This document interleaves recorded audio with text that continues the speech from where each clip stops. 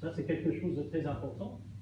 Et c'est Charles III qui a créé l'université Lorraine de Pont-à-Mousson, qui est en fait un sanctuaire catholique, on dirait dans le langage d'aujourd'hui, un peu catholique intégriste, contre les protestants. Il fait une ordonnance justement contre les Huguenots, les protestants. Il y aura des assemblées de la Ligue, comme on disait à Nancy.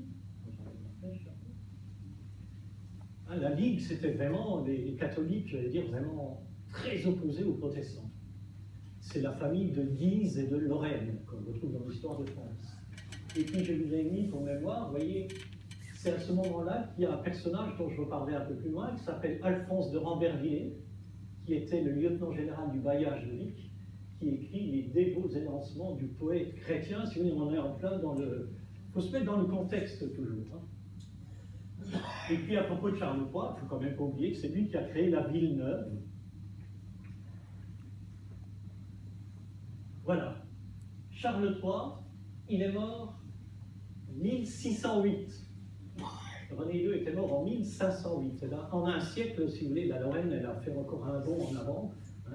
On est à l'apogée du duché de Lorraine, à la mort de Charles III. Les obsèques de Charles III vont être quelque chose de magnifique. Alors il y a ce qu'on appelle ici, justement, la pompe funèbre de Charles III.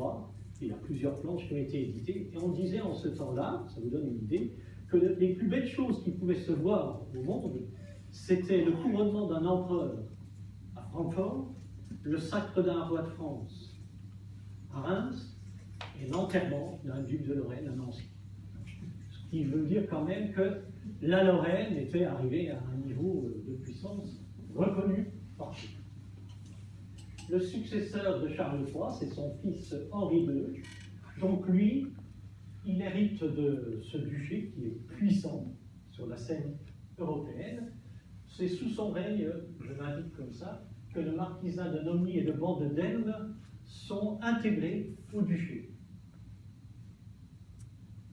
Et puis, comme je vous le disais, au début du règne donc, de Henri II, de 1608, c'est effectivement le début, et 1624, c'est la fin du règne de Henri II. Et bien, au début, cet État, il l'avait reçu, il était très puissant, et quand il va mourir, il ne pouvait pas s'en douter, mais à peine 10 ans plus tard, ça va être le début de la fin. C'est-à-dire que le duché va être occupé bientôt par la France.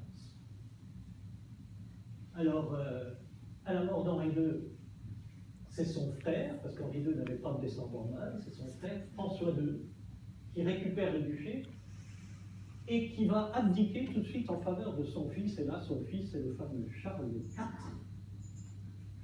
Charles IV, on est en plein dans la guerre de 30 ans. Alors c'est un duc qui va prendre le parti de l'empereur contre la France. La guerre de 30 ans, ça commence en 1618, mais pas chez nous, en Bohême. La guerre de 30 ans, elle commence chez nous en 1631 par la prise de Vic et de Moyenvic par les Français. C'est là que ça démarre. Et puis, en 1632, vous avez le traité de Vic, par lequel Charles IV devra livrer la place de Marsal aux Français. Mais Charles